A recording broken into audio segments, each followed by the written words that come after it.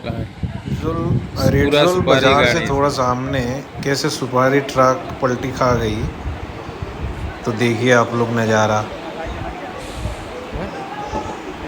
बड़े ख़तरनाक तरीके से पूरे सुपारी खड्डे में चली गई। जितना खबर के अनुसार किसी की जान नहीं गई है, जान बच गई है, लेकिन माली नुकसान तो हुए हैं भाई। तो नॉर्थ ईस्ट का यही एक